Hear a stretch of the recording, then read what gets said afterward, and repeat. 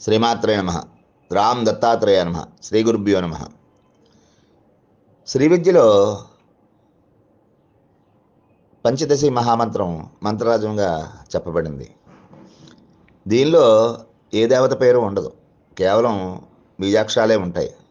అలాగే శ్రీచక్రంలో ఏ దేవత పేరు కానీ మంత్రం కానీ ఉండదు, కేవలం రేఖా నిర్మితంగా ఉంటుంది.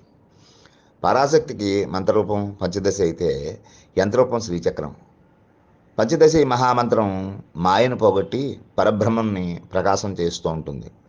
పూర్వకాలంలో ఈ మహామంత్రాన్ని విష్ణువు, శివుడు, బ్రహ్మ, చంద్రుడు, కుబేరుడు, లోపాముద్ర, అగస్త్యుడు, కుమారస్వామి, మన్మధుడు, ఇంద్రుడు, అలాగే బలరాముడు, దత్తాత్రేయ వారు, దుర్వాసుడు మొదలైన వారి అందరూ కూడా ఉపాసించి దేవీ ఉపాసకులుగా ఉన్నారు. ఈ మంత్రమును దర్శించి లోకం తెచ్చినటువంటి వాడు మాత్రం మన్మధుడుగా మనకి తెలుస్తోంది. ఈ మంత్రం మూలపురుషుడు ఋషిగా దక్షిణామూర్తి. పంచదశి మహామంత్రాన్ని 3 భాగంగా ఉంటుంది. మొదటిది ప్రథమఖండంగా దీన్ని వాగ్భవకూటం అనేటువంటి విధానంలో చెబుతారు. రెండవది కామరాజు ఖండము, ఇది శక్తి ఖండము. ప్రతి ఖండము తర్వాత ప్రాణశక్తి.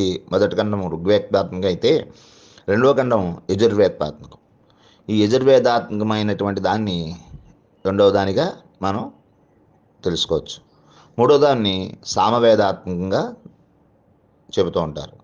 అజ్ఞానం పోగొట్టి బుద్ధిని వికసింపజేసేటువంటి బ్రహ్మజ్ఞానం కలుగజేసేటువంటి మహామంత్రం ఇది. దూర్వాస మహాముని ఉపాసన చేసి చాలా విశేషమైనటువంటి శక్తిని పొందినటువంటి మహామంత్రం.